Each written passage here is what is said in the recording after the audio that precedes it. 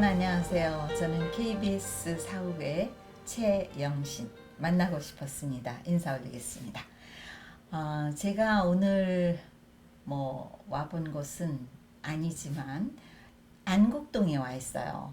근데 요즘 산과 들을 안 가보신 분이 안 계시죠? 네, 모두 가보시면 아시지만 너무 가을 꽃들이 너무 아름다워요. 여기저기 지천입니다.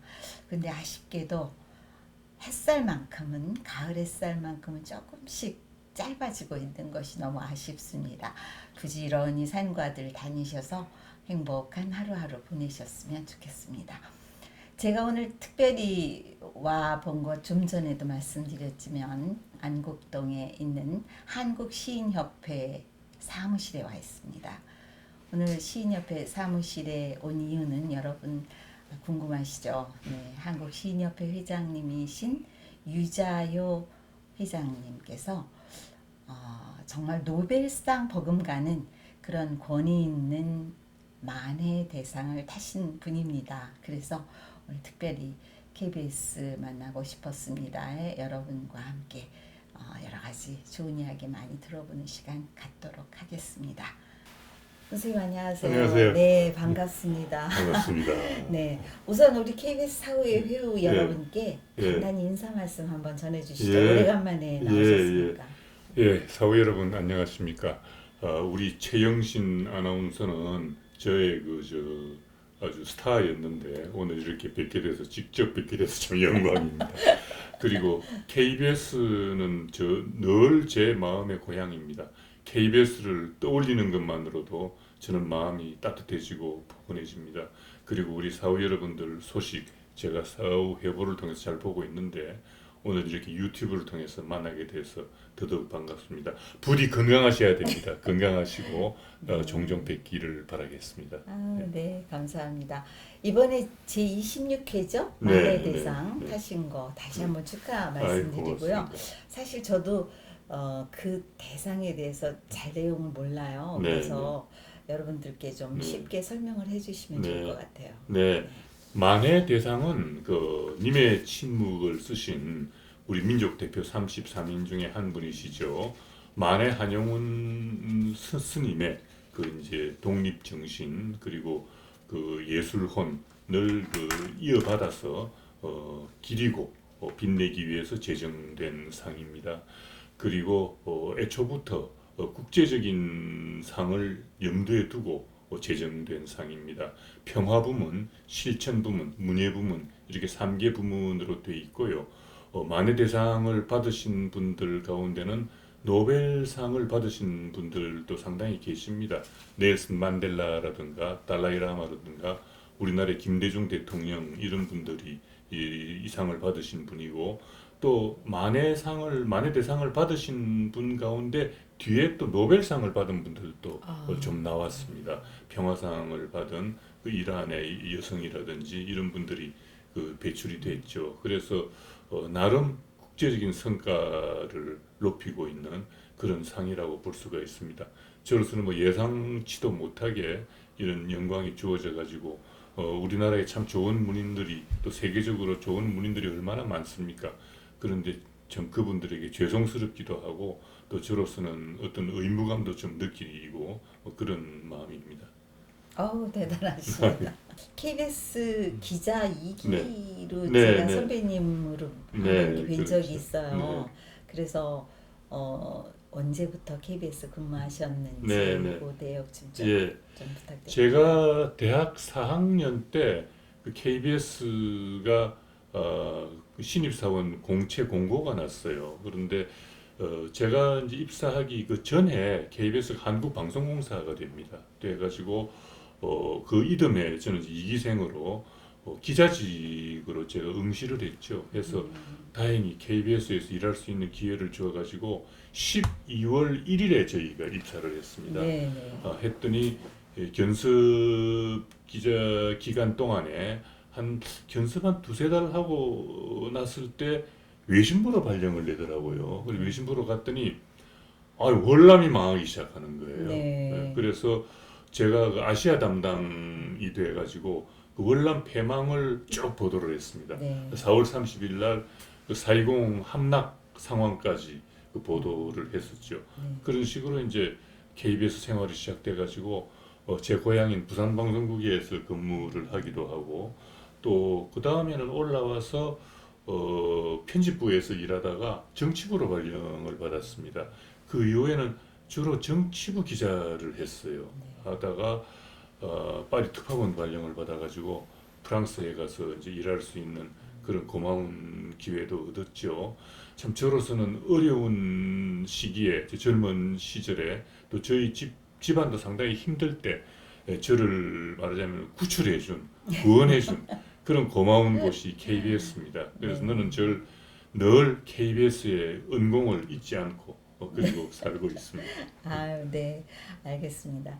뭐 재직 당시 아까도 뭐 월남전이라든가 네. 파리 특파원으로 가셨다고 했는데 아주 기억될 만한 그런 네. 획기적인 스토리도 있었을 것 같아요. 네, 그랬죠. 우선 제가 기자 생활을 할 때, 그 정치부 기자 생활을 할 때가 우리 한국으로서는 그 어떤 역사의 격동기였어요. 말하자면은 제가 시작할 때는 유신 시대였거든요. 네. 유신 아주 엄혹했던 시대입니다. 참 무서웠던 시절이었죠. 유신 시절에 시작을 해서 제가 정치부 기자로서 11.6 사태를 봤어요. 네. 보고 12.12 사태도 보고 그 당시 제가 외무부를 출입을 했었는데 외무부가 중앙청 안에 있었습니다. 네. 그러다 보니까 그 이제 뭐 어떤 그런 그 당시 상황들, 그 탱크가 몰려오던 상황이라든지 뭐 그런 거를 보는 그런 기회를 제가 가질 수가 있었죠. 그리고 당시 그 격동기의 그 우리나라 상황을 심장부에서 이제 취재하고 보는 그런 기회를 제가 가질 수가 있었습니다. 그래서 그런 어떤 격동기 한국 현대사를 그 바로 현장에서 볼 수 있었다는 것 네. 그런 점이 있고 그 다음 저 인생에 있어서 한 가지 변화를 가져오게 된 것은 프랑스 특파원인데 제가 불어를 전공을 했었습니다. 네. 그래서 그 뒤에 얘기를 들으니까 그 당시만 해도 저희 기자 가운데서 불어 전공이 조금 드물었었나 봐요. 그렇죠. 그러다 보니까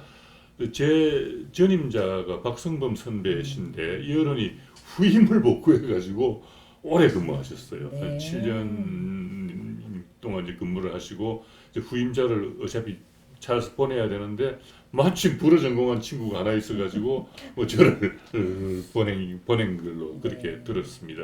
그런데 그때가 동유럽이 무너지기 직전이었어요. 네. 그래서 아주 그 유럽 상황이 격동하고 있을 때입니다. 그때 소련 때죠. 그 고르바초프의 페레스트로이카 글라스노스트 개혁 개방이 일어나면서 소련 자체가 변하고 그러니까 위성 국가들도 막 흔들리는 그런 상황에 88 서울 올림픽이 이제 열리게 됩니다. 그래서 88년이 시작이 되면서 그 당시 파리 특파원들끼리는 동유럽에 누가 먼저 들어가느냐 네. 이 경쟁이 아주 붙었는데 그러다 보니까 저희가 그때 이제 그 제일 그래도 좀 개방적인 분위기가 헝가리였어요. 네. 헝가리에 일제히 이제 비자 신청이 들어갔습니다. 근데 헝가리 입국 비자 1호가 KBS 기자한테 나왔어요. 오, 세상. 그러니까 저야 뭐 먼저 비자가 나와서 제가 먼저 들어갔죠. 그래서 제가 헝가리 취재를 끝내고 나오니까 타사들한테 비자들이 나오더라고요. 네. 그래서 어쨌든 그 당시에 그 이제 철의장막 시대인데 부다페스트라든지 헝가리의 모습을 우리 한국 시청자들이 최초로 보게 된 게 KBS를 통해서 이제 보게 되는 이제 그런 계기가 된 것이죠. 그리고 그 다음에 폴란드, 동독, 그때 유고슬라비아 때입니다. 유고 네, 연방 네, 때인데 네. 유고 연방, 불가리아 이런 데서 비자가 차례차례 나왔는데 꼭 KBS가 먼저 나와요. 그 이상하네요. 이상하죠. 그렇죠? 이상한데 그래서 저는 그 사람들한테 설명은 들은 적이 없지만은 제가 그분들을 만나면서 느낀 것이 그 당시 이제 공산 국가들은 공항에 딱 도착하면 정부 기관에 사람이 딱 나옵니다. 네. 나와가지고 우리나라로 치면 공보처 같은 데인데 거기 가서 뭐 하고 싶으냐고 물어봐요. 취재하고 싶은 걸 물어봅니다.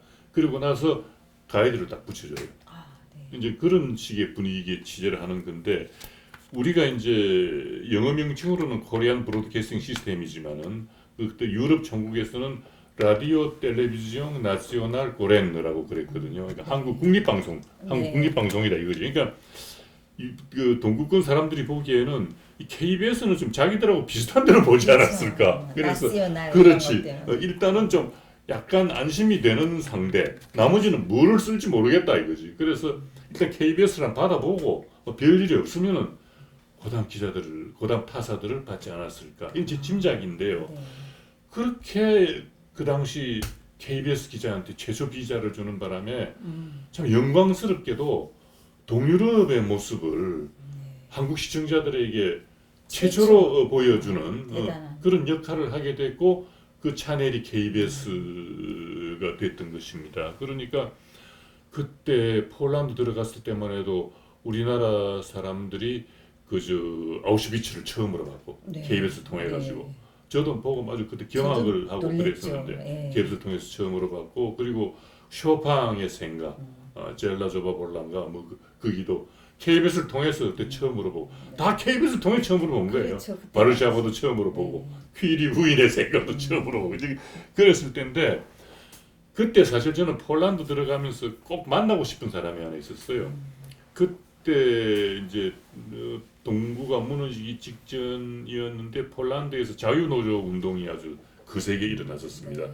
공산국가에서 원래 노동조합이 있을 수가 없는데 그런데 이제 폴란드에서 자유노조 운동이 일어났는데 그 리더가 레허 바웬사였다고. 네. 바웬사가 이제 자유노조의 이제 지도자였거든요. 그런데 그때 야루젤스키 대통령이 이제 폴란드 공산권 체제의 마지막 대통령이 되는데 결국은 야루젤스키 체제에서 바웬사를 가택 연금을 시켰어요. 그다니스크에 살았거든요. 네. 그다니스크 조선소에 이 사람은 철공 노동자였다고 노동자. 레오 그렇죠. 바웬사가. 그래서 이제 그다니스크 자기 집에서 못 나가게 딱 묶어놨던 겁니다. 그런데 제가 이제 그 폴란드 공보처에서 저한테 누구를 만나고 싶느냐고 물어보길래 야루젤스키 대통령을 좀 만났으면 좋겠다고 처음에 얘기를 했어요. 네. 그러니까 이제 그래요. 그럼 우리 그 대통령궁에 일단 얘기는 해보겠다 그러더라고. 근데 사실은 저는 야루젤스키 대통령보다는 바웬사를 만나고 싶었거든. 그래서 그리고 이제 바웬사를 만나고 싶다 그랬다고. 네. 그랬더니 뭐 못할 거 없죠. 뭐 그래 알았습니다. 뭐 그냥 그러더라고. 그러고는 아무런 협조는 안 해주는 거예요. 그런데 꿍꿍 앓고 다니는데 저 차의 기사가 제가 뭘 원하는지를 아는 거야. 네. 어, 그 기사는 물론 폴란드 네, 사람이죠. 예, 폴란드 그렇겠죠. 사람인데 한국에서 온 기자가 바웬사를 만나고 싶어 하는구나 하는 걸 이 친구가 알았어요. 알아가지고 제가 비자 만료 기한이 얼마 안 남았을 때 그 기사가 저한테 물어봐요. 바웬사 당신 만나고 싶지? 이거. 그렇다고. 그러니까 내가 만나게 해줄까? 그러더라고. 운전기사가 그 어떻게 당신이 바웬사를 만나게 해주니까 아 바웬사 우리하고 형제야 그러더라고. 그럼 사진을 딱 보여주는데 같이 찍은 사진이 있어. 오, 그러니까 바웬사가 말하자면은 노동자는 다 형제다. 형제죠. 그렇죠. 그렇게 이제 얘기를 하니까 자기는 형제다 이게 바웬사하고 그러면서 얘기를 해주는 것이 일요일 날 성당에 간다 이거지. 바웬사 예배를. 폴란드가 대단한 그 카톨릭의 나라입니다. 네. 그 요한 바오로 2세가 폴란드 출신 아니에요. 그렇죠. 그러니까 그 공산 치하에 있을 때도 그 가톨릭의 세는 무시를 못했다고 폴란드 정권이 군사 정권이. 그래서 이제 그때 만나게 해주겠다 이거라. 그래서 근데 바웬사 경우는 성당에 가도 그 일반 신도들하고 같이 섞여서 예배를 못 보게 했습니다. 그러니까 방 하나를 딱 비워주는 거라. 사제관 하나를 비워주면은 그들 혼자 일하고 이제 가게 네. 그렇게 돼 있는 거예요. 사람은 못 만나게. 그러니까 이제 저는 바웬사가 들어와서 혼자 들어와 기도를 할 그 방에 먼저 들어간 거죠. 아, 참. 먼저 들어가서 이제 기다리고 있은 거죠. 네. 그랬더니 누가 쓱 들어온데 보니까 코스염이 이렇게 나온 게 텔레비에서 바웬사더라고. 그래서 인사하고 나 한국에서 아이고 멀리서 왔다고 뭐 그러더라고. 그래서 물론 통역 이제 세우고 이제 인터뷰를 했죠. 인터뷰를 했는데 거기에서 여러 가지 말을 했는데 지금까지 기억에 남는 거는 폴란드 자유노조 운동의 지도자 아닙니까? 그렇죠. 그런데 이런 말을 하더라고요. 노조운동이 노동조합이 신성한 직장을 파괴해서는 안 된다. 아, 노동자들이 직장을 네. 파괴해서는 안 된다. 직장은 신성한 곳이다. 그런 얘기를 한 게 지금도 기억이 나고, 그다음 또 한 가지 기억이 나는 거는 노조 운동이 네. 정치색을 띠면 안 된다. 아, 맞는 그때 그 양반이 그 말을 하더라고. 골라서 그 두 가지가 기억이 이제 났는데, 음. 그런데 결국 나중에 폴란드 대통령이 됩니다. 바웬사가. 아, 대단하시네요. 그러니까 그 당시는 그렇게 얘기를 했어요. 노조운동이 정치색을 띠면 안 된다. 왜? 노동운동의 순수성을 잃어버리기 때문에.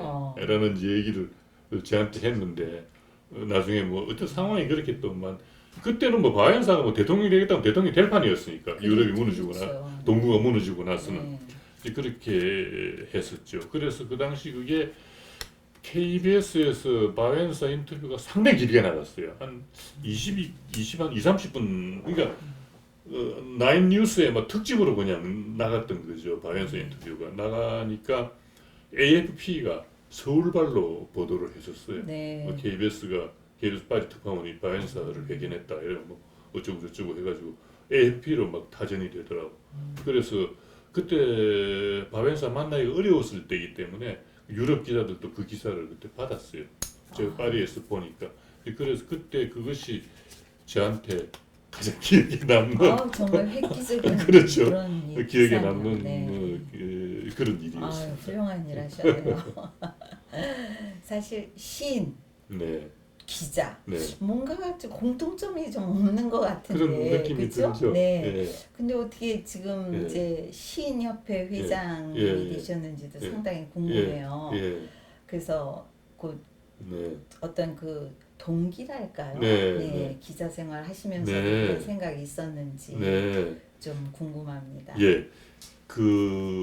이 예술에 대한 개항은 좀 일찍 이루어진다고 해요. 네. 그러니까 이제 모차르트가 아주 아기 때 뭐 피아노 연주를 뭐 잘해가지고 당시 잘츠부르크 대공이 도대체 얼마나 잘하길래 그렇게 그러냐 한번 데리고 와봐라 해서 이제 데리고 왔더니 그 이제 귀족들이 쭉 앉아서 그 피아노를 한번 쳐보라 그러니까 아기가 워낙 어려가지고 의자에 못 앉으니까 피아노 앞에 대공비가 와서 안아가지고 앉혔다 그러죠. 근데 치는 걸 보고 막 감탄 내렸다 그런 얘기도 있고 또 베토벤도 어릴 때 베토벤 아버지가 음악 아닙니까? 유명한 연주가였다 그러거든요 당대에는. 네. 그러니까 자기 아들이 천재라는 걸 알아본다고 이 아버지가. 그렇죠. 알아보고는 근데 이 아버지가 이제 아들 데리고 아주 어린 아들을 데리고 연주 여행을 다니는 거죠. 그러니까 사람들은 어린 애기가 막 연주를 하니까 신기하니까 막 와서 보고 돈도 주고 이제 이랬는데 그것이 어린 베토벤한테는 상처로 남아가지고 나중에도 그걸 아주 쓰라린 기억으로 이제 이 얘기를 하고 하는 게 나오죠. 이제 말을 바꾸면은 그게 그만큼 예술적인 개화는 일찍 이루어진다라는 건데 우리나라에도 그런 경우가 많습니다. 그 이른바 그 역사에 이름을 남긴 천재들 뭐 고은 최치원이라든가 고려시대 정지상이라든가 정지상 같은 분은 그 10살도 되기 전에 쓴 시가 지금 전해지거든요. 그거는 물 위에 떠 있는 해오라기를 보고 누가 물 위에 붓을 들어 새을자를 썼노. 새을자가 이렇게 생기지 않았습니까? 그러니까 해오라기를 그 이상 어떻게 적극하게 묘사? 누가 붓을 들어 물 위에 새을자를 썼노. 그러니까 10살도 되기 전에 그런 시를 썼단 말이에요. 그러니까 천재죠. 그런 이제 예술에 대한 개화는 일찍 이루어지는데 뭐 비단 저뿐이 아니라 다 그렇습니다. 이제 그래서 일찍 특히 시는 문학 중에서도 가장 예술성이 강한 분야이기 때문에 시는 어려서부터 사실 시작해 초등학교 애들 시작하는 애들 많습니다. 그런 식으로 시작을 하죠. 그래서 제가 초등학교 4학년 때 제 담임 선생님이 그 당시 저희 학교에 교생 실습을 나오셨는데 교생 선생님들의 그 교생 선생님들한테 제 아이는 아마 크면은 문인이 될 거야 그렇게 얘기를 하셨대요. 네. 그 얘기를 들은 교생 선생님이 나중에 제가 고등학교 다닐 때 그 얘기를 저한테 해주셨어요. 그래서 그 선생님이 뭘 봤는지 모르겠는데 하여간 어린 제자의 그런 가능성을 이제 보신 게 아닌가 하고 짐작이 되죠. 5학년 때 이제 도단위 뭐 글짓기 대회가 있어가지고 나가서 이제 상을 받은 걸로부터 시작해서 말하자면은 문학 소년의 길이 시작이 되는 건데 그래서 이제 고등학교 다니면서는 그 백입장 이런 데 다니느라고 뭐 공부를 거의 잘 못했습니다. 사실은 뭐 헛바람이 많이 들어가지고 그러니까 이제 어렸을 그때도 학원이라는 잡지가 또 있었어요. 네, 그래서 네. 학원 잡지에 뭐 투고하면은 그 당시 교과서에서만 보던 뭐 박목월 선생이나 뭐 김용호 선생이나 이런 분들이 평을 해줘요 그게. 그러니까 막 네. 그때 전국의 말하는 문학 소년 소녀들이 학원 잡지를 통해서 서로 알았어요. 네. 팬파하고 뭐 그랬죠. 네, 그러지도 않고 고등학교 시절을 뭐 공부도 제대로 안 하고 보냈습니다만은 하여간 어려서부터 이제 글을 써왔죠. 글을 써오다가 제가 대학 재학 중에 이제 신문사 신춘문예를 통해 가지고 그 당시 신화일보라는 신문이 있었습니다. 그래서 시가 입선을 제가 대학교 1학년 때 하고 불교신문 신춘문예에 시조가 당선을 하고 그리고 또 조금 그 뒤에 시조문학이라는 잡지에 시조가 추천 완료를 하고 그래서 네. 대학 재학 중에 이제 그런 일들이 이루어졌습니다. 그래서 말하자면은 그때부터 시인이라고 불렸는데 그 뒤에 이제 제가 대학을 졸업하면서 이제 KBS 기자로 들어가면서 방송 언론인으로서의 이제 생애가 시작이 된 거죠. 그런데 제가 겪어보니까 문학의 길, 그 중에 특히 시의 길하고 방송 기자의 길이 다르지가 않아요.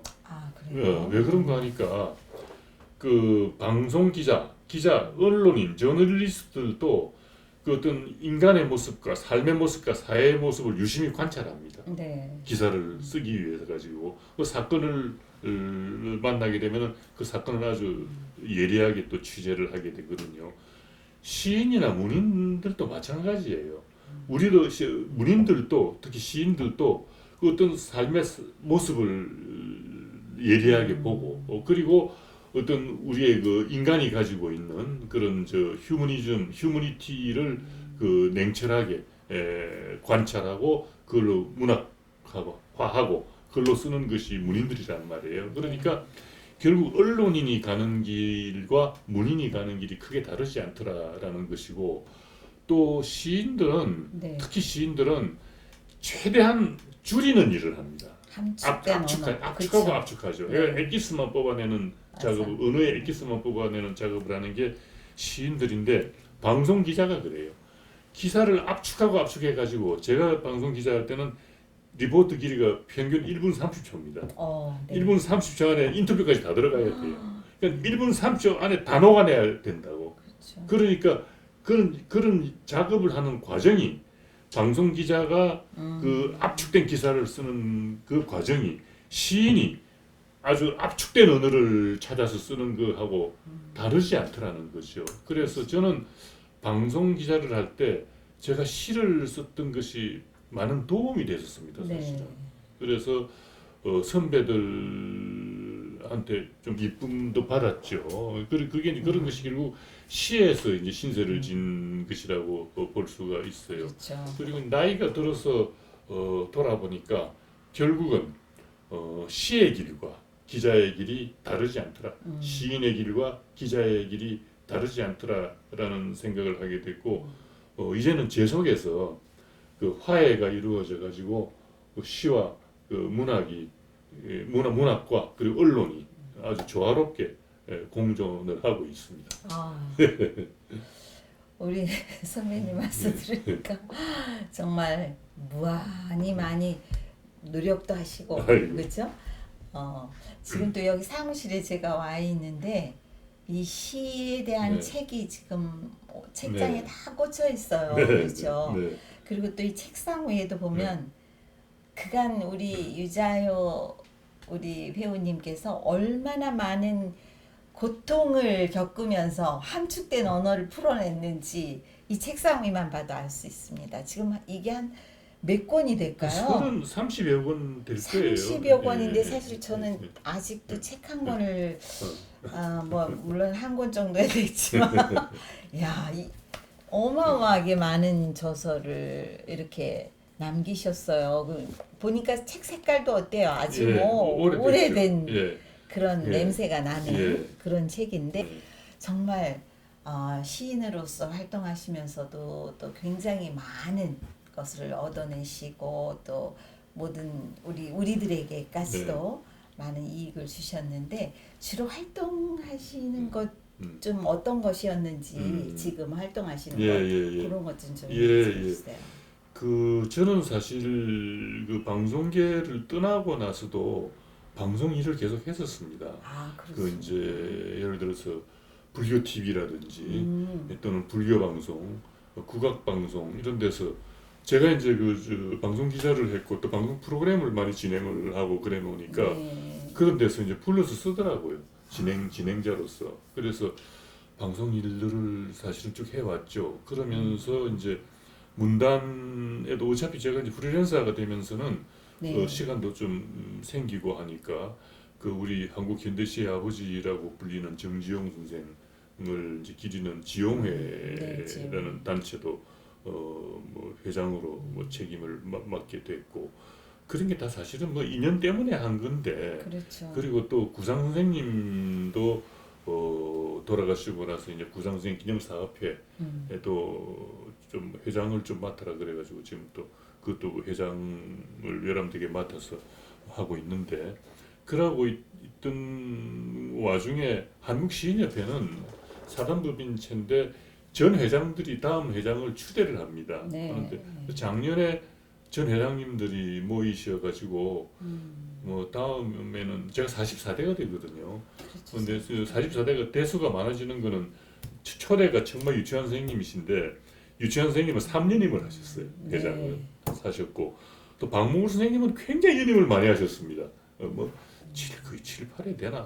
연임을 많이 하셔가지고 그러다 보니까 이제 제가 44대 회장인데 그 다음 44대 회장은 그 유아무개가 좀 하는 게 좋겠다라고 제 앞에 선배 회장님들이 이제 말씀을 모으셨다 그래요. 그래서 제가 감당할 수 있겠는가? 왜냐하면은 한국시인협회가 한국 그 시의 그 이제 그 말하자면은 뭐 요람이라 할까 어떤 여기가 이제 중심 같은 곳이기 때문에 좀 걱정스럽기도 했는데 선배 시인들께서 하라고 그러시는데 뭘 또 안 하겠다고 말하는 것도 그렇고 해서 그래 그러면 한번 맡아서 한번 내 뭐 능력이 뭐 미치는 데까지 해보자라고 생각을 하고 맡았죠. 근데 역시 힘들어요. 그래서 요즘 제가 생각하는 거는 그 일본의 그 시인이 이제 그런 시바다 도요라는 시인이 이런 시집을 냅니다. 약해지지 마라는 제목의 시집을 냅니다. 그분이 연세가 많으시죠? 네, 그분이 90에 시 공부를 시작해가지고 100세에 첫 시집을 내죠. 그게 약해지지 마라는 시집을 냈는데 그게 베스트셀러가 돼가지고 유명해진 시인인데 그 약해지지 마를 요즘은 제 신조로 삼고 약해지지 말아야지. 그래서 근데 기자 하시면서 사실 계속 이 시인 이 활동도 할 수 있었지 않았나요? 꼭 그만두셔야 했었나요? 저는 쭉 해왔죠. 같이 병행해 왔는데 그러나 아무래도 제가 KBS 정치부 기자를 하고 할 때는 굉장히 바빴어요. 바빠가지고 제가 첫 시집이 상당히 늦게 나옵니다. 왜 그런가 하니까 KBS 기자 생활을 하면서 뭐 워낙 생활이 바쁘다 보니까 또 그때는 젊었을 때고 이사를 또 자주 하고 막 그러다 보니까 제가 쓰던 시원고가 막 없어져요. 원고 자체가. 그래서 더 시간이 지나면은 원고가 없어지는 불상사가 생기겠다 해서 첫 시집을 내야겠다고 생각을 했죠. 제 친구 문학평론하는 김재홍 교수하고 인원을 했더니 소개를 평민사라는 출판사를 소개해 줘가지고 김종찬이라는 분이 그때 대표를 하고 계셨는데 그 평민사에서 이제 성수요일의 저녁이라는 지금 완전 걸레가 같이 돼버렸습니다만은 이게 이제 최초 시집이 되죠. 성수요일의 저녁. 그래서 유자요. 이제 32살에 이 시집이 나왔습니다. 나오고는 그리고도 한동안 문학에 몰두할 수가 없었죠. 그러니까 뭐 취재 현장에 쫓아다니느라고 거의 뭐 있다시피 하고 살다가 프랑스에 가면서 어떤 정신적인 충격을 좀 받았어요. 네. 그래서 이렇게 살아서는 안 되겠다. 사람이 사는 것이 무엇인가? 라는 어떤 발견이라면 발견이고 개안이라면 개안인데 그 당시에 한국의 분위기는 말이죠. 제가 살던 30대, 뭐 40대까지도 한국의 분위기는 일을 열심히 하는 게 미덕이었습니다. 노는 거는 악덕이에요. 맞아요.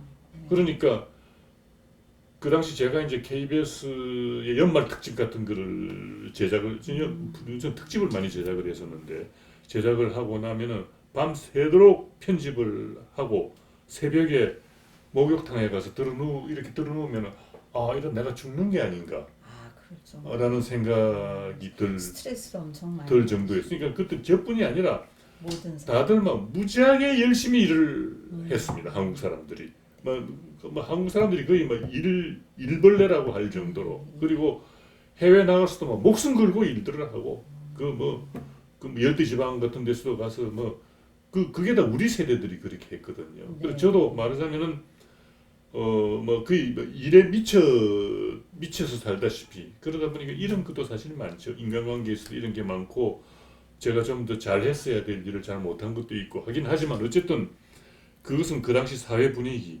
또 일을 열심히 하는 것이 미덕이었던 그런 시대를 살았기 때문에 그랬던 것입니다. 제가 40살에 유럽에 떨어져 가지고 그 이태리의 카프리라는 곳을 갔었는데 거기에 가서 눈물을 쏟았어요. 왜 그런가 하니까 카프리라는 곳은 네. 그 도시의 모든 시설이 사람을 어떻게 하면은 잘 쉬게 할 수 있는가에 초점이 맞춰져 있어요.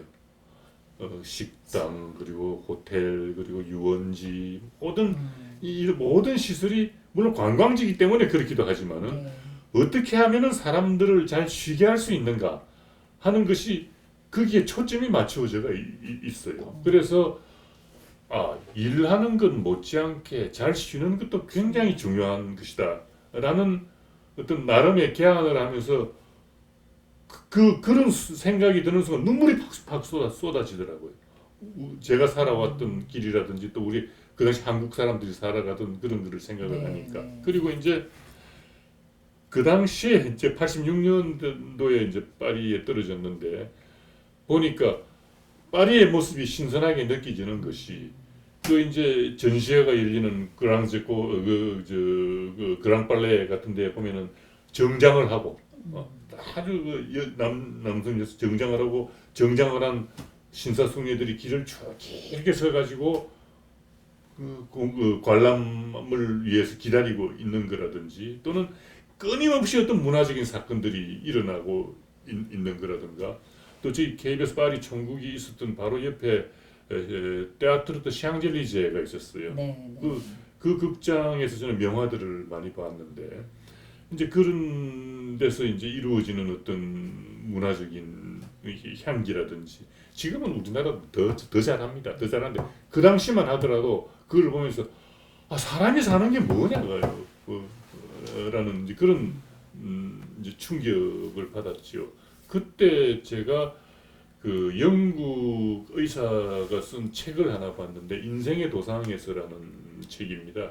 근데 그 이제 이 영국 의사는 의사로서 성공을 해요. 해가지고 아주 어려운 환경에서 자랐던 사람인데 의사로 성공을 하다 보니까 이제 좋은 집안의 교수를 만나서 결혼도 하게 되고 명예도 높아지고 이제 자식들도 생기고 그렇게 되는데 만이 되면서 갑자기 그 모든 걸 다 버리고 시골로 들어가 버립니다.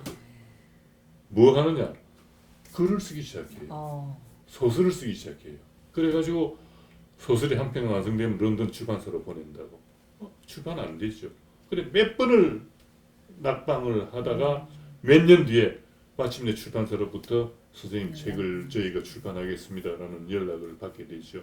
그때부터 이제 소설가의 길을 걷는 그 사람이 자기의 걸어온 생애를 쓴 책이었어요. 그래서 그걸 보면서 그래 나도 들어가면은 인생을 바꿔야지 하고 생각을 했는데 바꾸지는 못했고 뭐 여러 가지 또 제 가정적인 사정이 있고 들어와서 저희 제가 이제 파리에 있을 때 아버님이 건강이 몹시 안 좋아가지고 하여간 좀 그 당시 이제 저희 회사의 분위기는 불어를 하는 기자가 좀 드물어가지고 조금 더 있었으면 하는 그런 분위기였어요. 서영훈 사장님이 그때 파리에 나오셔가지고 그런 말씀을 주시고 그랬는데 아버님이 건강이 안 좋아가지고 아무래도 제가 들어와야겠다는 생각이 들어서 그냥 들어왔죠. 들어왔는데 그러다 보니까 인생을 그때 바꾸지는 못했습니다만은 하여간 그런 식의 충격을 제가 유럽에서 받았었죠. 아우 대단하십니다. 저도 네. 가슴이 좀 예. 뭉클하네요. 그렇습니까? 네. 예. 이 사실 우리 회원님 시가 예. 교과서에도 예, 실렸어요. 예. 그 사실 교과서에 시 실린다는 게 아무나 아니, 하는 일이 아니잖아요. 고찬의 말씀이신데 네. 그 옛날하고 이제 좀 교과서 과정이 다 옛날은 국정교과서 제도였는데 요즘은 그렇죠. 이제 출판사에서 교과서를 내서 네. 금인정 시스템이죠. 제 작품은 두산 동아에서 나온 문학 교과서, 고등학교 문학 교과서입니다. 네. 두산 동아에서 나온 고등학교 문학 교과서에 보면은 아침송이라는 아침송. 작품이 네. 실려 있어요. 네. 있는데 그 작품은 만해 한용운의 송가라는 작품이 있습니다. 네. 송가라는 작품하고 제 아침송을 같이 이렇게 실어놓고 그 이제 문제까지 써놨을 때 두 시를 비교하고 뭐 차이가 뭔지 분석하라라든지 그런 대단한 문제가 나와 있더라고요. 대단합니다. 네. 그래서 과찬의 말씀이시긴 네. 합니다만 실려 있긴 실려 있습니다. 예. 아 정말 저도 그거 보고 깜짝 아유, 놀랐어요. 고맙습니다. 네, 이렇게 또 한해 만용은 예. 예. 선생님과 예. 시를 또 비교하는 예, 그런 예. 아침송. 역시 시는 약간 그 고독한 예술의 특성을 좀 가지고 있는 것 예. 같은데 예. 우리가 시에 힘이 있다면 예. 어떤 때 느낄 예. 수 있을까요? 그 시의 힘이. 이제 시는 결국 우리 이제 인간성의 가장 기초를 이루는 네. 그런 것이라고 볼 수 있는데 이슬람 시인 하저라트 이나야트 칸은 이런 얘기를 합니다. 네. 인간의 영감이 생기기 전에 네. 시가 먼저 있었다. 그런 얘기를 하거든요. 시가 먼저 있고 영감이 생겼다. 그런 네. 말을 하는데 그것은 아기들이 그 말을 배우는 과정을 보면 알 수가 있습니다. 네. 아기들은 말을 먼저 배움으로 해가지고 그 다음에 어떤 영감을 가지게 되는 그런 거를 발견을 할 수가 있죠. 그래서 가장 어떤 원초적인 예술의 형태가 시고 고대에는 예술을 총칭해서 시라고 그랬어요. 네. 그러니까 아리스토텔레스의 시학이 결국은 요즘 시론으로 물론 번역을 하지만은 아리스토텔레스는 시만 염두에 두고 썼던 건 아닙니다. 예술 전체를 염두에 두고 썼던 것이죠. 네. 그러니까 연극도 거기에 포함이 되고 그 예술 전체를 통칭하는 것이 그 당시는 이제 시라고 불리어지는 것이죠. 인간 정신을 지키는 것이 시인데 결국 우리가 그 코로나 시대를 맞으면서도 거기에 대한 어떤 응전력을 그 시들을 통해서 많이 우리가 얻을 수가 있습니다. 또 그 역병이 창궐했을 때 명작들이 탄생을 합니다. 네. 콜레라가 창궐했을 때 보카치오의 데카메론이 나왔던 것처럼 그리고 지금 코로나 시대에도 동서양의 많은 시인들이 그 코로나 시대에 대응하는 그런 시를 쓰고 있어요. 저만 하더라도 최근에 포옹이라는 시집을 냈는데 그것이 우리가 코로나 시대가 되면서 거리두기가 일상화됐잖아요. 그렇죠. 네. 사람만 보면은 피하고 네. 사람 보면 마스크 쓰고 이제 그런 식으로 사람과 사람 사이에 거리를 두어야 하는 그런 시대를 우리가 살고 있는데 그럴 때일수록 마음의 거리는 좁혀져야 된다는 거죠. 그러니까 우리가 어떤 거리두기의 시대를 살지만은 결국 이 마음으로는 뜨겁게 포옹을 해야 된다라는 뜻으로 이제 쓴 것이 최근에 나온 포옹이라는 시집인데 네. 그 남극에 가면은 남극은 뭐 영하 수십 도까지 떨어집니다. 그렇죠. 떨어지는 데인데 황제 펭귄들이 사는 비결이 포옹이에요. 네. 그러니까 수십, 수백, 수천의 그 황제 펭귄들이 뭉칩니다. 네. 뭉쳐가지고 빙글빙글 돕니다. 그걸 허들링인가 뭐 그렇게 얘기하죠. 돌면서 차례차례 안으로 지금 밀어넣습니다. 차례차례 안으로 돌면서 차례차례 안으로 밀어내가지고 안에 있다가 또 차례차례 밖으로 나오고. 근데 밖은 영하 50도인데 그 허들링의 안은 땀이 나는 정도래요. 그러니까 황제 펭귄이 그 열악한 데서 새끼를 낳아서 키우고 살아가는 비결이 뭐냐? 포옹의 힘이다. 포옹의 힘. 포옹의 힘에 의해 가지고 말하자면 생명력을 얻는 겁니다. 그래서 우리가 이제 이 거리두기가 일상화되면서 점차 멀어져가는 사람과 사람의 관계를 마음으로는 좁혀야 한다라는 그런 생각으로 제가 이번에 이제 포옹이라는 시집을 냈습니다만은 저 말고도 그런 시들을 많이 쓰고 있죠. 또 지금 그 우크라이나에서 그 이제 러시아를 상대로 지금 항전을 하면서 그 애국시인 셰우첸코라는 타라스 셰우첸코라는 애국시인이 있습니다.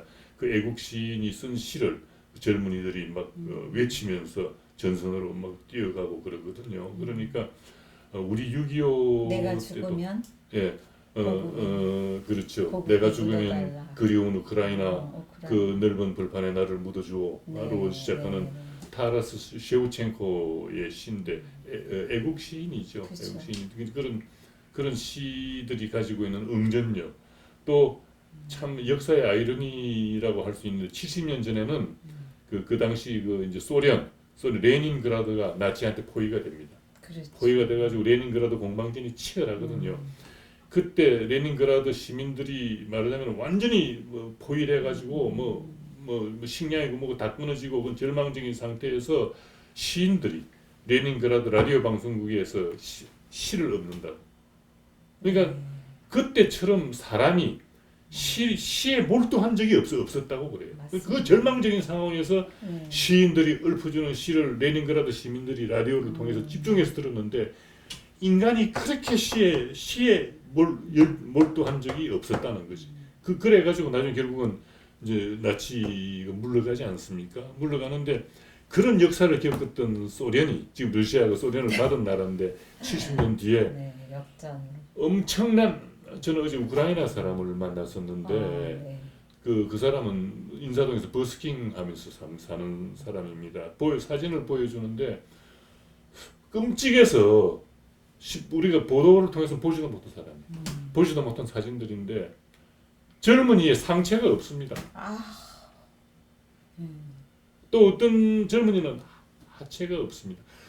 그런 죄악을 저지르고 있잖아요. 그쵸. 푸틴이 죄악을 저지르는 거 아닙니까? 그러니까 영국 여왕 장례식에도 러시아하고 벨라루스하고 미얀마는 초청을 안 하잖아요. 네. 이게 말하자면은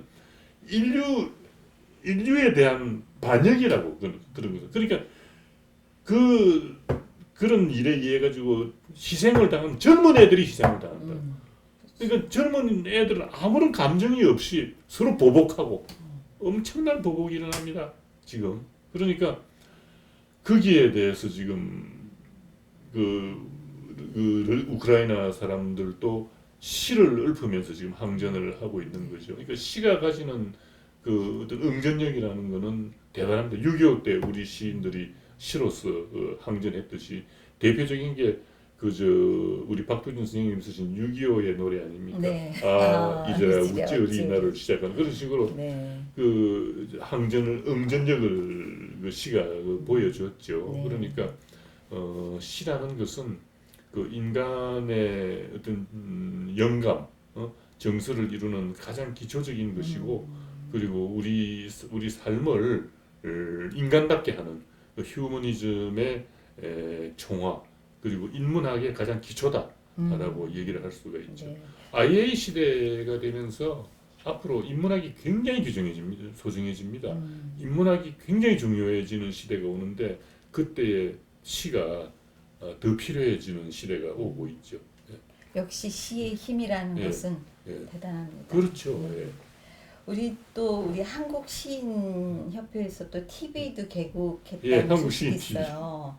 네, 그 어떤 내용으로 주로 예, 이루어지는지. 제가 이제 방송인이 되다 보니까 이제 회장을 맡게 되어서 무엇부터 시작하나 생각해 보니까 방송을 해야 되겠더라고요. 네. 그래서 유튜브로 지금 하시는 거랑 뭐 똑같은 거죠. 유튜브로 네네. 한국시인 TV를 개국을 했습니다. 해가지고 우선 제가 제 1편에서는 제가 이제 우리 시협도 소개를 하고 앞으로 할 일도 설명을 했고 그리고 그 채널을 통해 가지고 이제 김남조 선생님이나 허영자 선생님 같은 원로 시인들의 말씀 또 20, 30대 지금 막 시작하는 젊은 시인들의 네. 이제 인터뷰도 보내고 있고 또 한국시인협회 가는 행사들 얼마 전에 전국 고교생 100일장이 있었어요. 네. 그런 행사들도 소개를 중계하고. 하고 예예 그 운영궁에서 했었는데 네. 그런 이제 시와 관련된 행사나 뉴스 또 그 시인들의 인터뷰 이런 것들을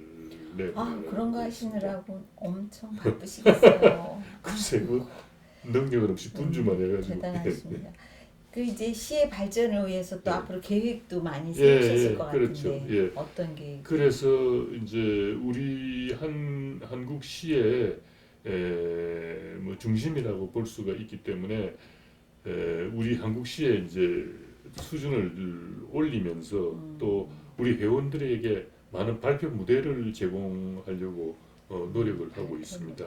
그 저희가 한국시인협회에서 한국시인이라는 네. 그 반년간지가 나오고 있는데 그 반년간지의 그 볼륨을 좀 늘렸어요. 네. 늘려서 우리 그 회원들의 그 발표 무대를 좀 더 이제 확대하려고 하고 있고 또 그거 외에 사화집을 낼 예정으로 있습니다.